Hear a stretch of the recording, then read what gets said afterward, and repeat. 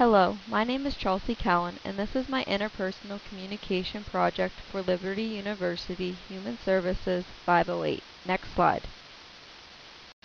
The purpose of this project is to look at communication in a new light. I will look at what is communication, identify enlarging the conversation with my own definition, identify my overarching goals that I would like to achieve, seeing how my background and behavioral blend influence my conversations, both positively and negatively, look at barriers in my interpersonal context and how I am going to deal with each one, identify and provide solutions to noise pollutions, internal and external, and my plan of actions to achieve my overarching goals. Next slide. According to Stewart, interpersonal communication is the kind of communication that happens when the people involved talk and listen in a way that maximizes the presence of the personal. Merviel stated that our experiences, the people we meet, the communicative moments we share, and the choices we make contribute most to our developments as persons. Peterson said that poor communication blocks access to the deeper relationships we want, and our friendships remain distant and impersonal. According to Emmert, communication is like breathing. We usually do it without thinking about how we do it. My results from the communication skills test said that I had a 53%, which says it is average. I was kind of disappointed, and I know that I have a lot of room for improvement. Next slide. What is enlarging the conversation?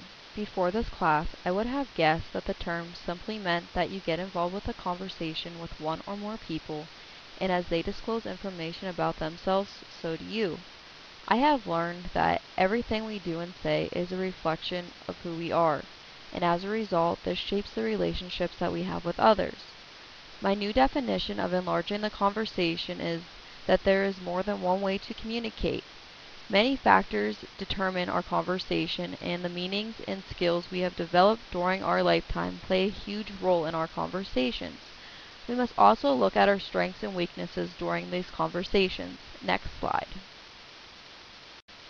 My overarching goal is listening. I definitely want to improve my listening skills. I would like to be at a level 1 in my listening. I found that I am more at a level 2 or 3 in my listening. I also do not want to solve other people's problems, but help them get on the right direction so they can solve it themselves. Next slide. Continuing with my overarching goal, I found a quote by Stewart that stated, "When you are listening to another person but planning your own agenda at the same time, you are really talking to yourself and therefore not truly listening." I also want to listen without agreeing, disagreeing, advising, and defending. Next slide. My behavioral blend. According to uniquelyu.com, this test showed that my behavioral blend of a CSD is what is expected of me, and a CIS for this is me. I thought for this project that I would focus on more of this is me, the CIS, and I found that I am not very direct nor demanding. I can be the life of the party or a quiet spectator. I am happiest when everyone gets along and I am the center of attention. I am more passive than active. I prefer peace and harmony, and my emotionals go up and down. I found that this test did define my personality quite well. Next slide. Having a behavioral blend of a CIS and how it affects my listening positively is looking at the fact that I have strong people skills. I am both outgoing and reserved. I am compliant and I go by the rules.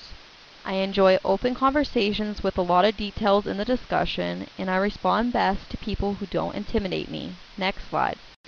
The negative side of having a behavioral blend of a CIS is the fact that I struggle with those who want immediate actions or answers.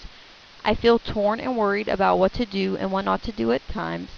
I let my emotions control me. What I say and how I say it can be hurtful. I can be negative or critical, and I feel sometimes that I need to be in charge. Next slide.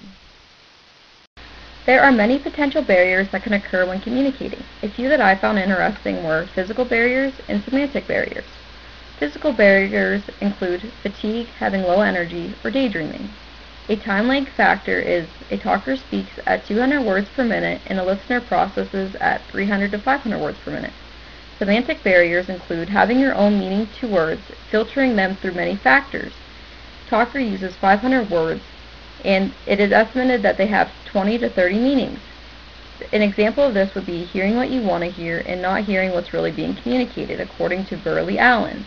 According to Kent, physical barriers in communications are rapidly disappearing, but the psychological obstacles remain. These psychological differences are in part of the very nature of language. In part are due to the emotional characters and the mental limitations of human beings. Next slide. Potential barriers continued. I learned that I need to develop the skill of empathetic listening. Burley Allen has guidelines for this empathetic listening.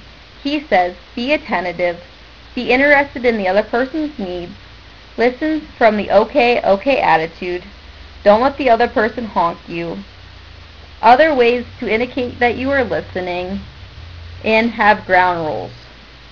I also find it difficult to deal with troubling topics. The plan is to have the acronym STATE. This is a way to help you understand and deal with these difficult times. S stands for share the facts. T stands for tell your story. A is ask for the other person's past. T is talk tentatively. And E is encouraging testing. Next slide. What is noise pollution? Noise pollution is anything that would distract us while engaging in a conversation and listening. There are two types, internal noises and external noises. Next slide. Internal noise pollution is simply being distracted or bothered by our own thoughts and ideas. A few examples of this would be hearing what you want to hear and biased listening. My own personal example of internal noise pollution is the fact that I hear what I want to hear. My solution plan for this is to ask the talker to clarify what he or she is saying. Next slide. External noise pollutions are things that distract the listener from listening, such as loud noises, clock watching, watching others' body's language, and room temperature. An example of an external noise pollution that distracts me is loud noises. My solution plan is to put the talker and myself in an atmosphere that will not become loud, eliminate cell phones, and remove any clocks that might tick. Next slide. My plan of action to achieve my overarching goals include remembering what communication is, what enlarging the conversation means to me, understanding my goals by wanting to get at a level 1 at listening without being judgmental. I want to take an in-depth look at my behavioral blends, both positive and negative, and how it impacts my listening. I will keep in mind of the potential barriers that could occur and focus on the internal and external noise pollutions. I will also use Dr. Peterson's Talker Listener's Card to work on my listening skills with others. Thank you for listening and watching my interpersonal communication project. Next slide.